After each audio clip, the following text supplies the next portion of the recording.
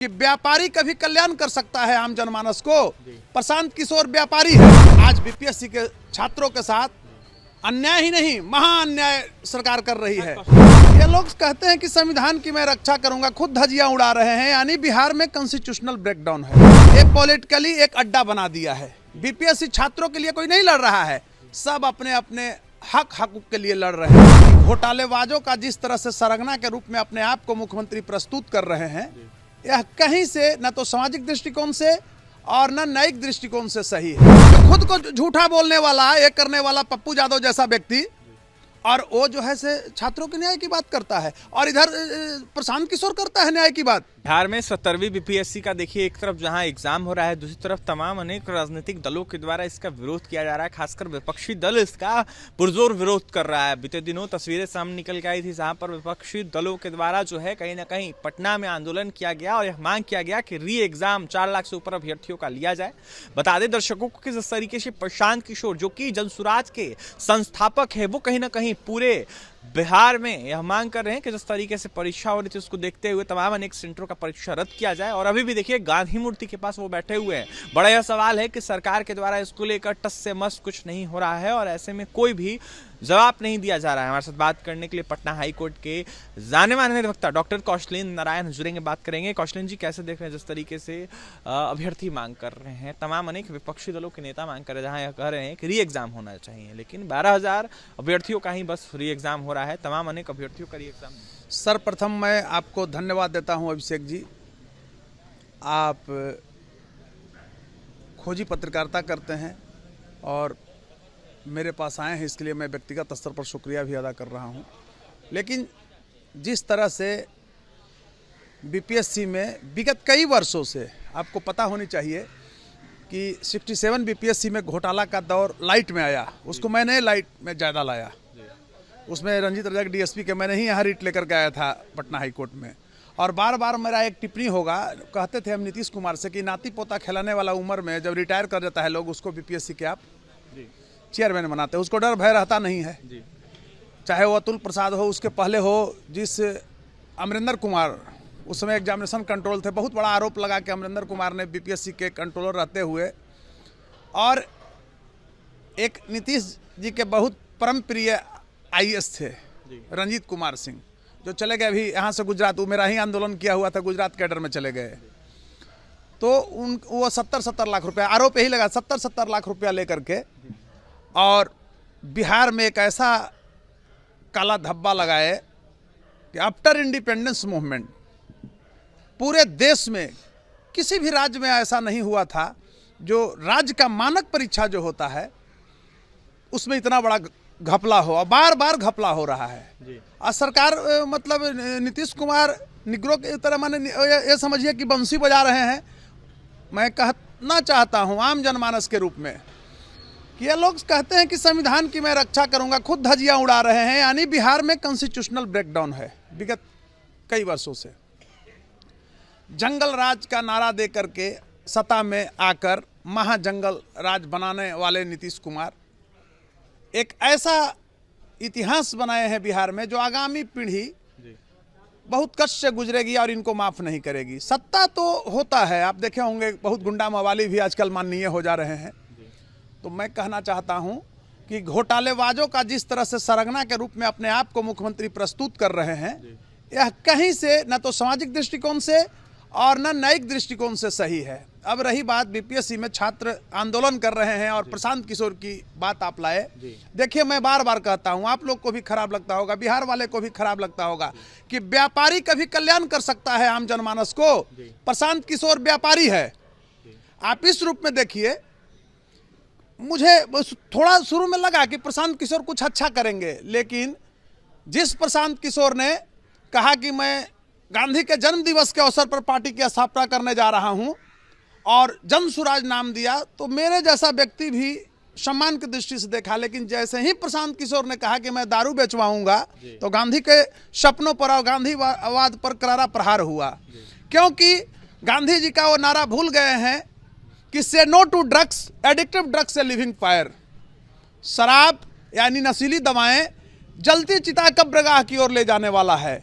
लेकिन दो तरह से, अब हम कैसे आप ऐसे समझिए, इसका एक्सप्लेनेशन मैं कर रहा हूं कि एक तरफ इसी बिहार में नीतीश कुमार ने घर घर दारू की दुकान खोलवा दिया, फिर रोका।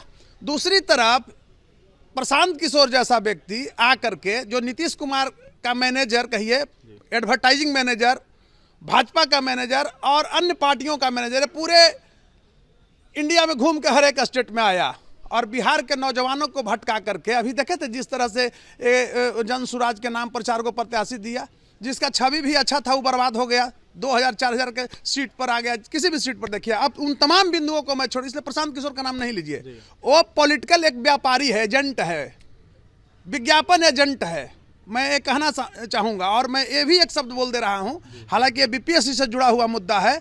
और प्रशांत किशोर जैसे व्यक्ति को जब मैंने देखा गांधी मैदान में, इतना फुहर शब्द, और क्या प्रशांत किशोर की बात करते हैं कि मैंने कम्बल न दिया है, वो दुर्भाग्य है वो बीपीएससी छात्रों का जो ऐसे को खदेड़े नहीं, वहां से खदेड़ देना चाहिए था। जो कोई चाय पिला करके कहे कि मैं तो आपको चाय पिलाया था, खाना खिला करके कहे, एक गरिमा, आईपीएस को तो कह रहे निजाम सारा निकल जाएगा। एक गरिमा बिहार के लिए नहीं है। हमारा एक सुसंस्कृत, संस्कृति से भरा हुआ, संस्कार से भरा, हमने तो देश को दिया है एक मतलब उदाहरण, सर्वश्री, श्री श्री 108 श्री श्रद्धेय, ये बिहार के लोगों का शब्द है, साहित्यकारों का शब्द है, सम्मानित लोगों का शब्द है। लेकिन मैं एक बात ये जरूर कहूँगा आपको कि आज बीपीएससी के छात्रों के साथ अन्याय ही नहीं, महाअन्याय सरकार कर रही है। कौशलेंद्र जी, 12,000 अभ्यर्थियों का परीक्षा लिया एक तरफ, जहां दूसरी तरफ अभ्यर्थी जांच की कार्रवाई की मांग कर रहे हैं। मामला जो है कोर्ट तक आने की बातें हो रही है कि मामला कोर्ट में आएगा, तमाम अनेक रहे कोर्ट में जाएगा। तो कोर्ट में आता है तो क्या हो सकता है? देखिए, मैं बार बार कह रहा हूँ शुरू से, और आप जानते हैं कि बेबाकी मेरी पहचान है। ये कितनों रोड पर ये लोग कूद लें, कुछ होने वाला नहीं है, कुछ सरकार नहीं कर सकती। इनको अंतः न्यायालय में ही आना पड़ेगा, ऑनरेबल न्यायालय में ही आना पड़ेगा। और न्यायालय, इनका प्लेटफॉर्म जो है, ऑनरेबल जो कोर्ट होता है वो पटना हाई कोर्ट ही है प्लेटफॉर्म। अब पॉलिटिकल पार्टी, आप देख रहे हैं ना किस तरह से बिहार में हो रहा है।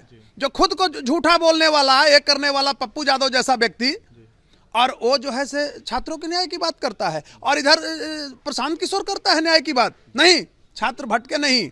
देखिए, ये पॉलिटिकली एक अड्डा बना दिया है। बीपीएससी छात्रों के लिए कोई नहीं लड़ रहा है, सब अपने अपने हक के लिए लड़ रहे हैं, राजनीतिक लाभ के लिए रहे हैं। प्रशांत किशोर देखे हैं, लूट में चरखा नफा, और एक कहावत है, लूट में, ये देख रहे हैं कि भड़का हुआ है। तो जिस प्रशांत किशोर ने 10 को कम्बल बंटवा करके और इतना बेइज्जती किया उन निरीह छात्रों को, वो जो कम्बल जो बेचारा का मिला, वो निरीह छात्र थे, और उसको कहता है कि से हम तो कम्बल हम ही ने भेजवाए थे। उस प्रशांत किशोर जैसा चपंडूस को बिहार की धरती से, गांधी मैदान से उठा करके भगा देना चाहिए था छात्रों को। वो गांधीवादी की बात करता है और गांधी जी के मूल्यों का मतलब यहाँ पर हरास करता है।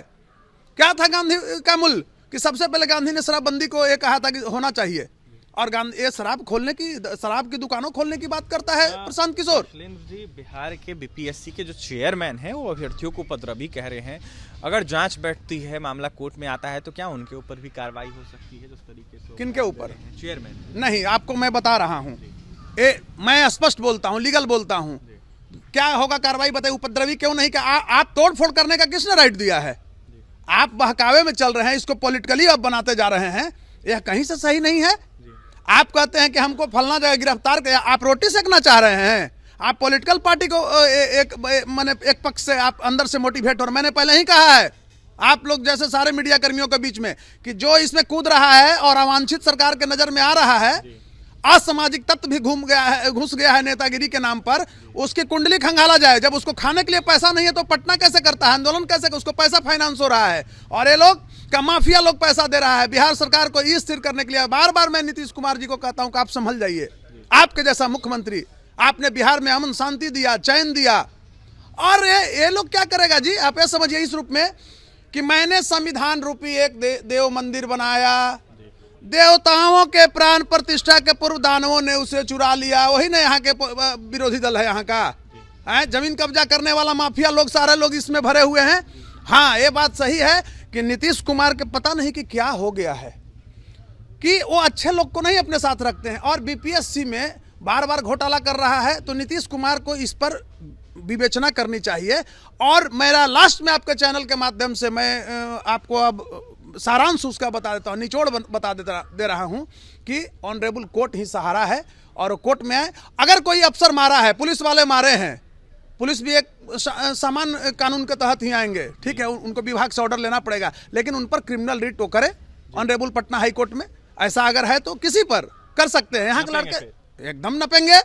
अरे आप समझ लीजिए, नपेंगे ही नहीं। Supremacy of law can not be challenge by anyone, it's above than us. कानून की सर्वोच्चता को कोई व्यक्ति चुनौती नहीं दे सकता है, हम सबों से ऊपर है। क्या कौन IAS IPS? आप चले जाइए, 95 IPS को इंडिया में जेल भेज दिया गया था। दिल्ली में देखिए कितना कार्रवाई होता है, कितने IPS सड़ रहे हैं घूस लेने में। बिहार में नहीं ऐसा हो रहा है। ये जो अड्डा है, घूसखोरी का अड्डा है, गुंडा मवालियों को, क्रिमिनल को, अपराधियों का पैदा करने का जो धंधा है, ये कौन करता है? सबसे ज्यादा पुलिस कर रही है। पैसा लेता है। एक थाना प्रभारी टाइट हो जाएगा तो क्राइम होगा, तो थाना प्रभारी पैसा वसूलता है बालू में, और ये लोग IAS IPS उसको मदद करते हैं पोस्टिंग में। तो मैं कहना चाहता हूं कि छात्र लोग अब दूसरे रुख करें और कानूनन प्लेटफॉर्म पर आए। देखिए, कानूनन प्लेटफॉर्म पर आए छात्र दूसरा रुख करें और ऐसे में नपेंगे जिन अधिकारियों के द्वारा अभ्यर्थियों के साथ गलत किया गया है। देखिए, बड़ी बात कह डाली है पटना हाईकोर्ट के जाने माने अधिवक्ता डॉक्टर कौशलेंद्र नारायण ने। वहीं साफ तौर पर कह रहे थे कि न्यायालय ही एक बड़ा सहारा है। राजनीतिक दल अपना रोटियां तो सेकेंगे ही, लेकिन अगर कोई न्याय दिलवा सकता है तो वो है न्यायालय। न्यायालय में देखिए कहीं ना कहीं अभ्यर्थी भी अपनी मांगों को लेकर पहुंचने की बात करें। दिखने वाली बात होगी क्या कुछ होता है, लेकिन फिलहाल 17वीं को लेकर री एग्जाम की मांग हो रही है। नीतीश कुमार पे भी जमकर निशाना साध रहे थे कौशलेंद्र नारायण। वहीं कुंडली खंगालने की बात करते हैं, साफ कहते हैं कि सबकी कुंडली खंगाली जाएगी। क्या कुछ होता है, एक्शन देखने वाली बात होगी। और तमाम खबरों के लिए NBC 24 के साथ बने रहे पटना से सहयोगी सुधांशु के साथ मैं अभिषेक।